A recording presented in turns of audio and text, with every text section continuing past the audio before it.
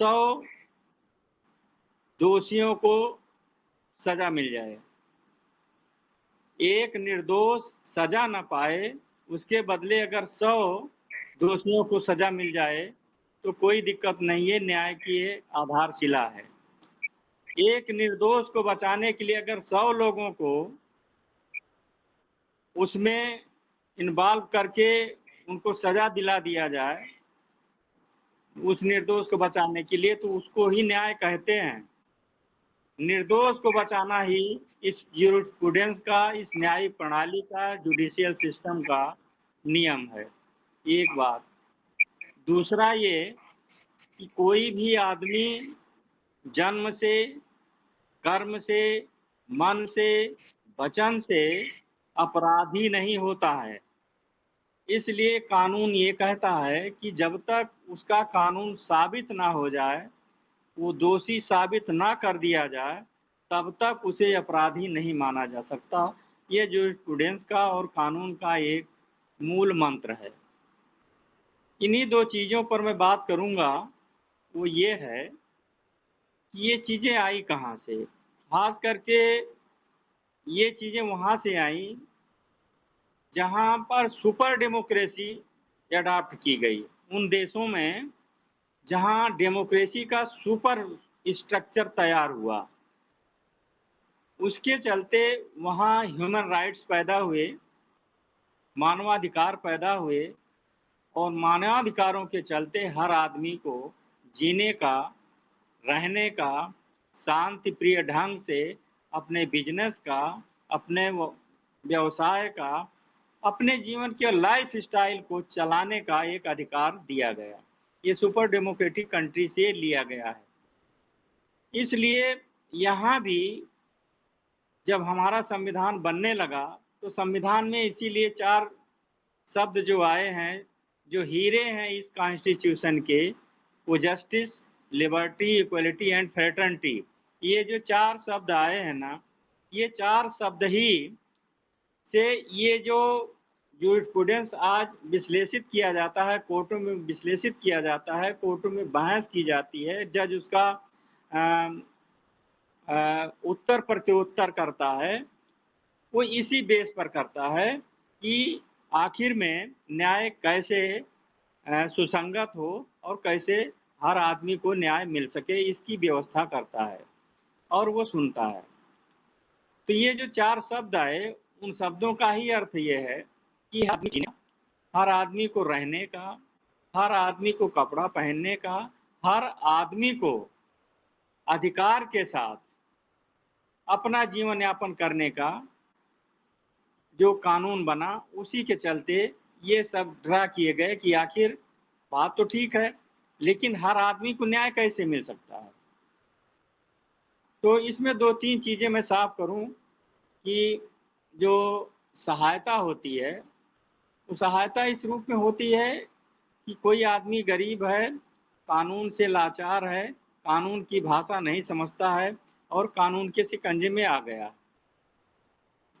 और कानून के शिकंजे में आ गया तो निश्चित रूप से वो उसे जेल होगी उस अपराध के मुताबिक, और वो बिल्कुल नहीं जानता है और निर्धन भी है, पैसे भी उसके पास नहीं हैं। तब यहाँ उसी संविधान की उन 4 शब्दों से ये लिया गया ह्यूमन राइट्स का, और फिर जेल में व्यवस्था की गई, जेल मैनुअल में व्यवस्था की गई कि ऐसे आदमी जो जेल में पड़े हुए हैं, जिनके आगे पीछे कोई होता नहीं है, आखिर उनका भी तो राइट है, उनका भी तो अधिकार है जीने का। गलती से किसी वजह से कोई अपराध हो गया, कमिट हो गया, तो उसको उसके अपराध के हिसाब से सज़ा मिलनी चाहिए, ना कि एक बार जेल में गया तो वहीं पड़ा ही रह जाए। तो इसलिए हर ज़िले में एक लीगल सर्विसेज कमेटी बनाई गई। हर ज़िले में, हर ज़िले की कचहरी में लीगल सर्विसेज कमेटी बनाई गई, जिसको जिला जज चेयरपर्सन होता है उसका। बाकी और जो लोग हैं उसमें मेंबर, उसके उनके जो मुंसरिम होते हैं वो सेक्रेटरी होते हैं, इस तरह की व्यवस्था होती है। हमारे हाई कोर्ट में लीगल एड कमेटी है, लीगल वेलफेयर कमेटी है। इस तरह अच्छा, ये जो डिस्ट्रिक्ट की लीगल सर्विस कमेटी है, वो फंडिंग फाइनेंस बाय स्टेट, मतलब सरकार उसमें पैसे देती है। वो पैसे इसलिए देती है कि उससे, उसी पैसे से वो प्राइवेट वकील को हायर किया जा सके। उसी में से प्राइवेट वकील जब बनाया जाता है किसी के लिए, मान लीजिए कोई जेल में है, तो जेल मैनुअल के हिसाब से जेल सुपरिटेंडेंट एक वो कहेगा, जेल सुपरिटेंडेंट को, वो जो जेल में बंद है आदमी, वो कहेगा कि आप हमारे लिए एक दरखास्त डाल दीजिए कि हमारे साथ न्याय हो, हमारी सुनवाई कर ली जाए। तो जेल सुपरिटेंडेंट अप्लीकेशन लिखेगा। मान लीजिए जिला कचहरी की बात है, तो डिस्ट्रिक्ट जज को लिखेगा और अपनी संस्तुति देगा, और उसके बारे में सारे डॉक्यूमेंट्स, उसके दस्तावेज और उसके जो बायोडाटा हैं, पूरा वो लिख करके दे देता है। तो उस हिसाब से डिस्ट्रिक्ट कोर्ट में उसकी तरफ से लड़ने के लिए वो एक न्याय मित्र होते हैं, वो उसी पैनल होता है, उसी पैनल से उनको दे दिया जाता है कि फला को चयनित किया कर लिया जाता है कि पैनल में से एक आदमी ये वकील है, इसको उसके लिए लड़ने के लिए तैयार किया जाए। तो उसको डॉक्यूमेंट दे दिए जाते हैं, वो तैयारी करता है, और जो जेल में बंद है उसके लिए वो वकालत करता है। उसको न्याय मित्र कहा जाता है। हमारे यहाँ भी हाई कोर्ट में भी इसी तरीके से एक पैनल बना हुआ है जो लीगल एड कमेटी है। वो funding finance by high court self fund करता है उसको। हाई कोर्ट खुद ही एक फंड की व्यवस्था करता है। अच्छा खासा फंड उसमें होता है। उसमें जजों के लड़के तक और बड़े बड़े घरों के लड़के अमेरिकस क्यूरी नियुक्त किए जाते हैं। वो शब्द है एमाइकस क्यूरी, हिंदी में कह लीजिए न्याय मित्र।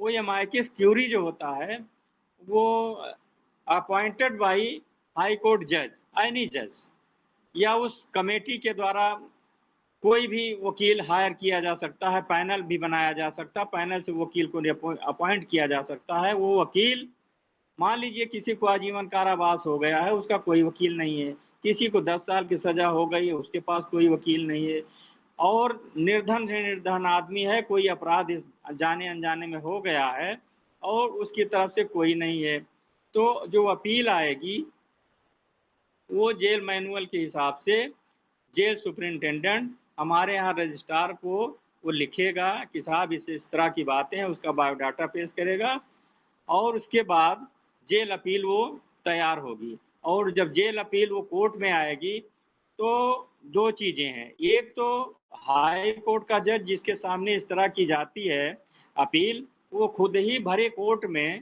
किसी भी वहाँ बैठे हुए वकील को ये कह दे, जैसे हम बैठे हैं, तो जज साहब कह दें कि भूपेंद्र आपको इसमें हम अमायकस क्यूरी नियुक्त करते हैं, आप इस केस को टैकल करिए और इसकी तैयारी करिए और इसमें आप फला तारीख तक बहस करिए, इसका दस्तावेज ले लीजिए। ये होता है, वो ऑर्डर कर देता, और वो ये भी ऑर्डर कर देता वहीं कि आपको हम देंगे, मतलब हाई कोर्ट आपको इतनी फीस देगी। ये लीगल एड कमेटी की फाइनेंस से होता है, और इस तरह से उसकी मदद हो जाती है। हम जब सरकारी वकील थे तो उन लोगों की में भी कई सारे थे जो एमआई का क्यूरी नियुक्त किए जाते थे और बहुत अच्छी बहस करके लोगों को छुड़ा ले आते थे। इसी तरह से कचहरी में भी किसी की जमानत नहीं हो रही है, कई साल से पड़ा हुआ है, चोरी में बंद है, किसी छोटे मोटे एक्ट में ऑफेंस में बंद है, अपराध में बंद है, और उसकी कोई सुनवाई नहीं, कोई है ही नहीं उसकी बेल डालने के लिए। तब वो फिर जाता है सुपरिटेंडेंट पास, जेल सुपरिटेंडेंट पास, साहब हमको छुड़वा दीजिए या हमारी एप्लीकेशन वहाँ तक भिजवा दीजिए। आपस में बात होती है, उनकी कमेटी बैठती भी है जेल में कि कौन कौन इस तरह से लोग हैं, वो लोग जो है अपना भेज देते हैं। फिर वहाँ भी उनको सरकारी वकील, सरकारी सॉरी, वहाँ भी उसी पैनल से एक वकील नियुक्त कर दिया जाता है जो पूरा तैयार करता है, बहस करता है और उसको छुड़वाता है। तीसरी चीज़ ये है कि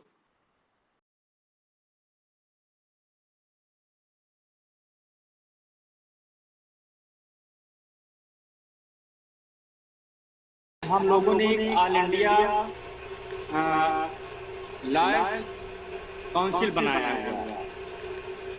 वो काउंसिल का काम ही है कि जेलों में वो सर्वे कराए, निजी ढंग से भी सर्वे कराए और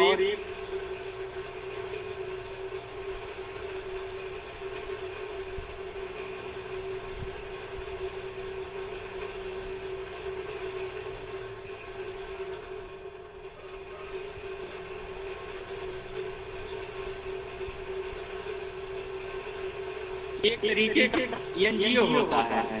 वो एनजीओ किसी पैसे के लिए नहीं, बस इसलिए काम करता है कि कुछ लोगों को इससे भला मिल जाए, उनकी भलाई हो जाए, जेल से छोड़ दें। ये तो हो गया ही। ह्यूमन राइट्स के लोग भी पीयूसीएल, जैसे आप काशीनाथ जी ध्यान देंगे, काशीनाथ जी को मालूम होगा पीयूसीएल के बारे में। PUCL people's union for civil liberty एक ऐसा लीगल ह्यूमन राइट्स संगठन है जो यूपी से लेकर के पूरे देश में है। और काशीनाथ बाबू की जानकारी अवश्य होगी कि इनके यहाँ झारखंड से जो नक्सलवादी बड़े बड़े और यहाँ के छत्तीसगढ़ के बड़े नक्सलवादी, जिनको तथाकथित कहा जा सकता है, सरकार ने बंद रखे थे कि इन लोगों ने नक्सलवाद को बढ़ावा दिया। इन लोगों में इसमें प्रोफेसर भी थे, उसमें डॉक्टर भी थे, उसमें वकील भी थे, तमाम लोग थे जिनकी सुनवाई सुप्रीम कोर्ट में हुई। और सुप्रीम कोर्ट में पीयूसीएल ने उसमें प्रशांत भूषण जी का नाम आप सुने होंगे, सुप्रीम कोर्ट के बड़े वकील हैं, इलाहाबाद हाई कोर्ट से गए हुए थे। उनके पिताजी 1977 की जनता पार्टी की गवर्नमेंट में कानून, भारत के कानून मंत्री हुए थे, शांति भूषण का उनके बेटे हैं, वो इन मुकदमों को लड़ते हैं।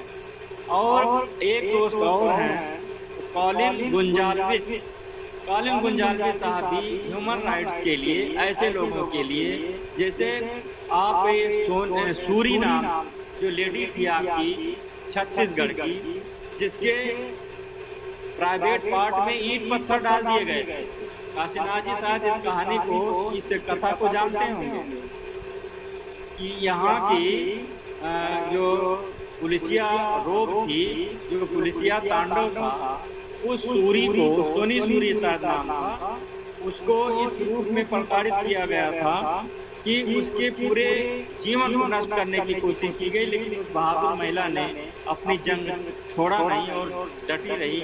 आखिर में सुप्रीम कोर्ट ने उसको बाइज्जत हर ढंग से, हर जगह उसको बाइज्जत बरी किया। और दूसरे जो इसमें बंद थे नक्सलवाद के नाम पर, जिनके ऊपर गलत आरोप लगाए गए थे, ह्यूमन राइट्स के उस पीयूसीएल संगठन ने उसमें लड़ाई का बीड़ा उठाया।